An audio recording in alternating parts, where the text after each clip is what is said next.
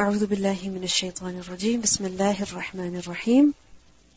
Lesson number 121, Surah Hud, ayah number 102 to 123. وَكَذَلِكَ أَخْذُ رَبِّكَ إِذَا أَخَذَ الْقُرَى وَهِيَ ظَالِمَةٌ إِنَّ أَخْذَهُ أَلِيمٌ شَدِيدٌ. And thus is the seizing of your Lord when He seizes the people while they are committing wrong. Indeed, His seizing is painful and severe. In the previous ayat, we have learnt about the various prophets whom Allah subhanahu wa ta'ala sent to their nations in order to remind them of their purpose in life. And we saw as to how in each nation the people reacted, the people behaved with their messenger. That instead of believing in him, they rejected him.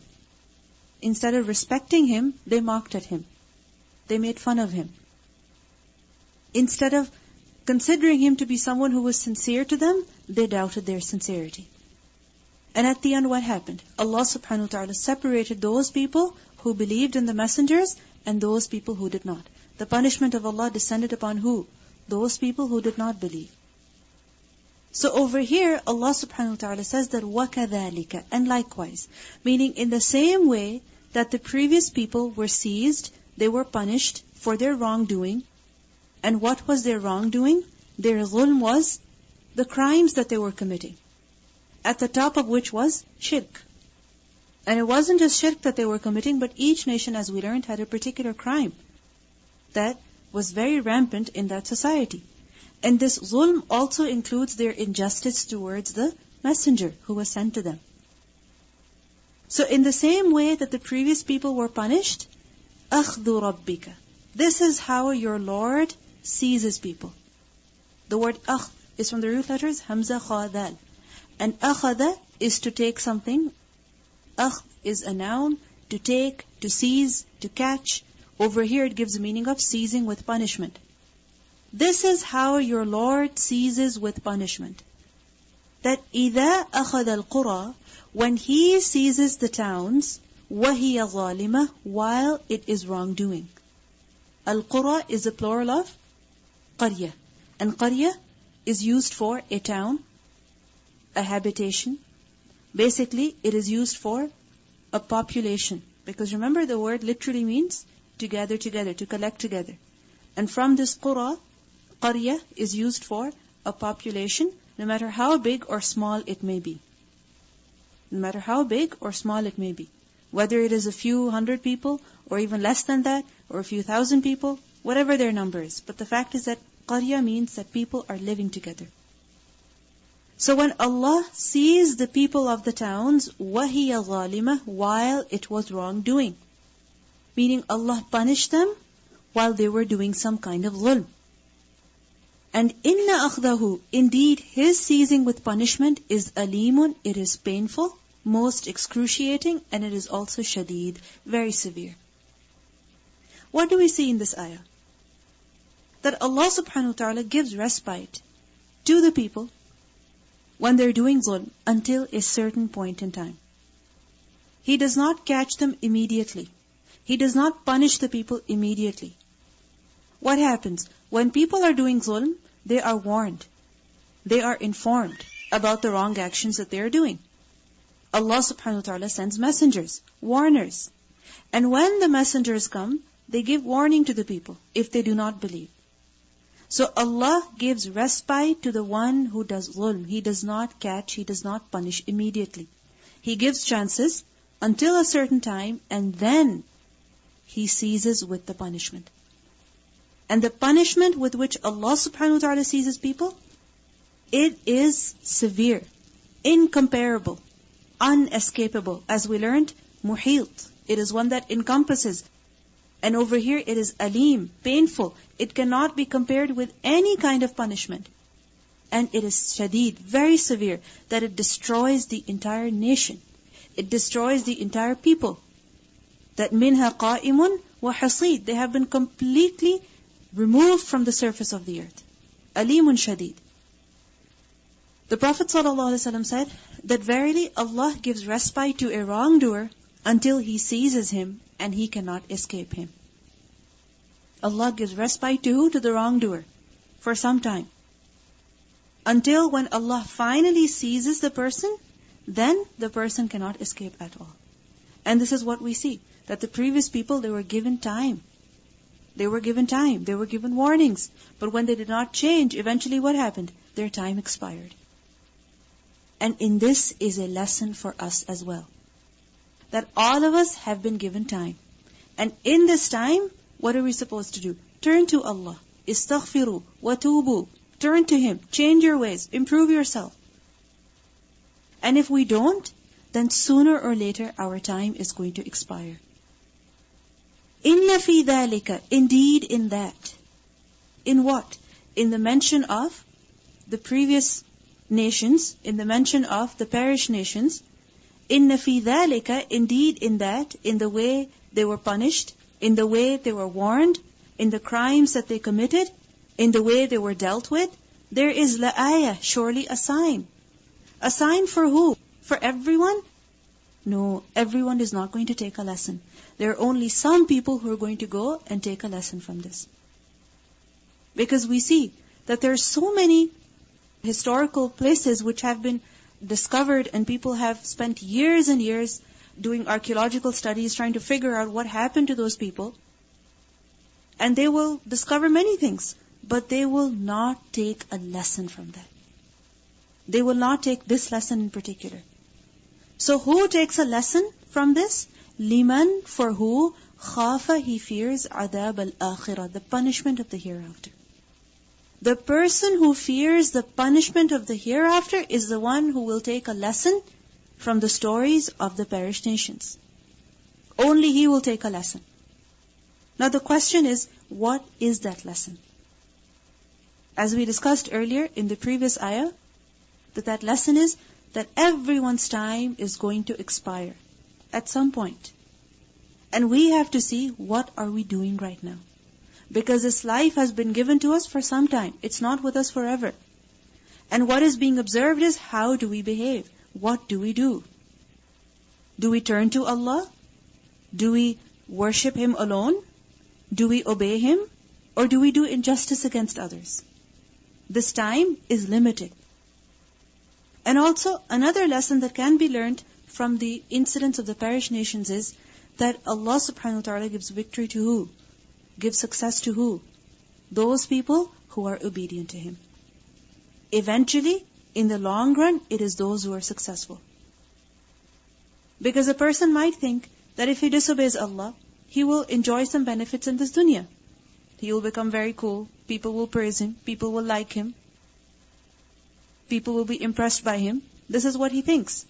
And he thinks that if he worships Allah, if he obeys Allah, if he obeys His commands, he will become very small. But the fact is that eventually who is successful, as we see in all of these incidents? Those people who are obedient to Allah, not those people who become arrogant. Those people who become arrogant, we learn from the incident of Fir'aun, that what's going to happen to them? They're going to end up in hellfire. They're going to be given a terrible gift, curse upon curse. So, inna fi dhalika la ayah liman khafa adab al-akhirah, for the one who fears the punishment of the hereafter. And what is the punishment of the hereafter? What is the hereafter? It is dhalika, that is. Meaning that day is yawmun, a day, majmu'un, one to be gathered, lahu, for it, an-nasu, the people. That is the day when all people are going to be majmu', are going to be gathered. Majmu' is maf'ul, from the word jam', jim, mim, ayn, jama'a, which means to gather, to collect. So majmu', one that is gathered. So all people are going to be gathered together on that day. For what purpose? For hisab, for accountability, for jaza, for recompense. So the person who fears the coming of this day, the punishment of that day, only he will take a lesson. Only he will take heed. And over here Allah subhanahu wa ta'ala says that all people are going to be assembled together on that day. Who does an-nas include? All mankind. The perished nations, all the nations who were not destroyed, all the nations who were allowed to live, all the nations who were destroyed, every single person who came to the earth is going to be gathered on that day. As we learn in Surah Al-Taghabun, ayah number 9, that يَوْمَ يَجْمَعُكُمْ لِيَوْمِ الْجَمْعِ. One of the names of the Day of Judgment is Yawmul Jamr. That the day that He will assemble you for the day of assembly, the day of gathering. No one will be allowed to be absent. Every single person will be brought. So a person who fears the attendance of that day, the punishment of that day, he will take a lesson.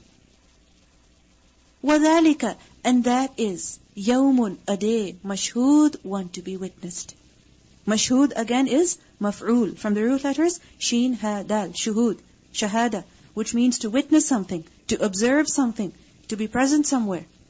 So the Day of Judgment is yawmun mashhud. What does it mean by that? Meaning, that day will be witnessed by all beings that are in the heavens and the earth. It's a day that will be witnessed, that will be seen. By who? All beings who are in the heavens and the earth.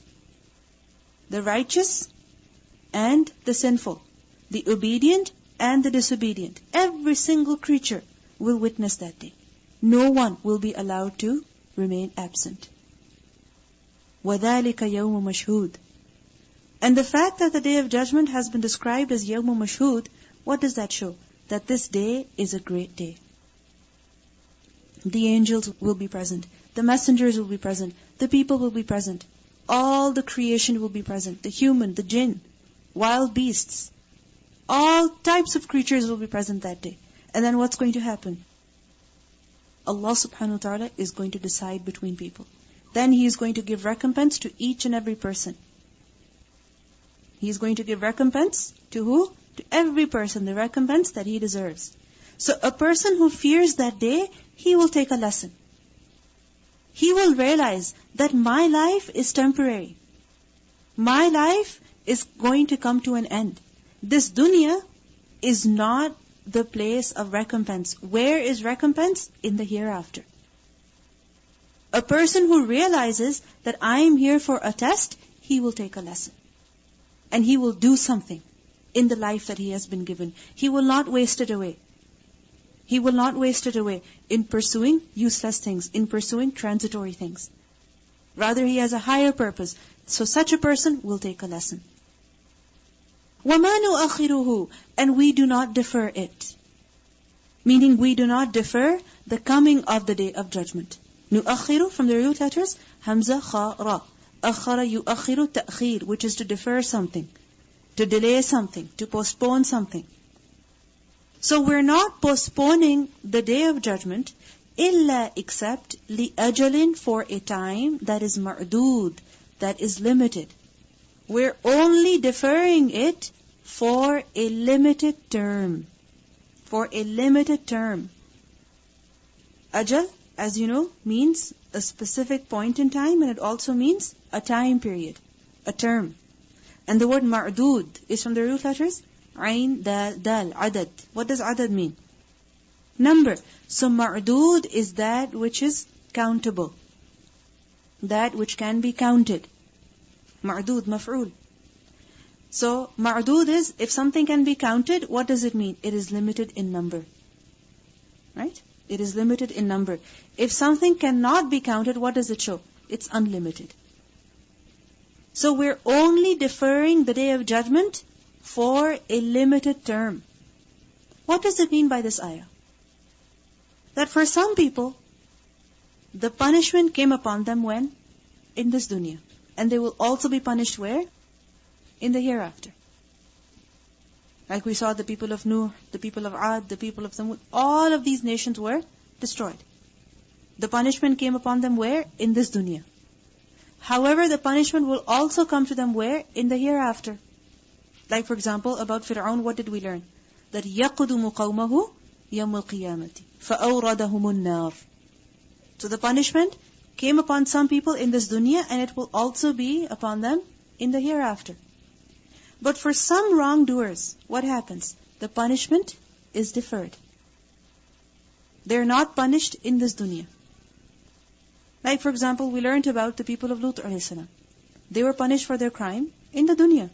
However, there are some people, many people, who are engrossed in the same crime, but we see the punishment does not descend upon them. Doesn't mean they're not wrong anymore and it is okay. No. They will be punished. What does Allah say? That this punishment is being delayed till when? The hereafter. And the hereafter, the day of judgment, is not too far. It's only being deferred for a limited time. It will eventually come. It will eventually come. In Surah Al-Kahf, ayah number 58, we learn, وَرَبُّكَ الْغَفُورُ ذُو الرَّحْمَةِ, and your Lord is the forgiving, full of mercy. He's very forgiving, very merciful. لَوْ يُؤَاخِذُهُمْ بِمَا كَسَبُوا لَعَجَّلَ لَهُمُ الْعَذَابِ. If He were to impose blame upon them for what they have earned, if He were to punish people immediately for the wrong that they have done, then He would have hastened for them the punishment. Every single person would be punished where? In this dunya. بَلْ لَهُمْ مَوْعِدٌ لَنْ يَجِدُوا مِن دُونِهِ مَوْئِلًا. Rather for them is an appointment from which they will never find an escape. So what does it show? That some people, they were punished in the dunya, and others, they will definitely be punished in the hereafter. And the fact that the hereafter is not coming right now, it does not mean it's very far. وَمَا هِيَ مِنَ الظَّالِمِينَ بِبَعِيدٍ. It's not too far. And what is that day? يَوْمَ يَأْتِي. The day it comes. Meaning the day of judgment is not that far. When it will come, لَا تَكَلَّمُ نَفْسٌ إِلَّا بِإِذْنِهِ. No soul will speak except by His permission. Right now, people are talking a lot. Questioning, mocking, when is the day of judgment going to come? Every time the Prophet ﷺ told the people about the day of judgment, instead of taking a lesson from it, what would they say? Okay, when is it going to be? مَتَى هَذَا الْوَعْدُ. When is it going to be? Similarly, the previous people, what did they do? Every time the messenger warned them about the punishment of a great day, the punishment of the hereafter, what would they say? Bring it. فَأْتِنَا بِمَا تَعِدُنَا. Bring us what you threaten us with, if you're really truthful. Allah subhanahu wa ta'ala says, right now, you're busy talking. The day that it will come, when finally the day of judgment is going to arrive, then no person will be able to utter a single word even. No person will be able to say anything, إِلَّا بِإِذْنِهِ, except by His permission. No person will be able to utter a word. That on the day, فَيَوْمَئِذٍ وَقَعَتِ الْوَاقِعَةِ, when the incident will occur, no person will be able to speak. إِلَّا بِإِذْنِهِ, except by His permission. Today what happens? Generally, if something happens, if a big or a small event happens, people begin to talk about it, isn't it? People begin to discuss about it. On the television, on the radio, online, in their gatherings. Everyone thinks that it's compulsory upon them to talk about, to voice their opinions, to show what they feel about what happened. Whether it is relevant to them or it is not relevant to them. Whether it has happened to them or it has happened to someone else. Whether they can do something about it or they cannot do anything about it.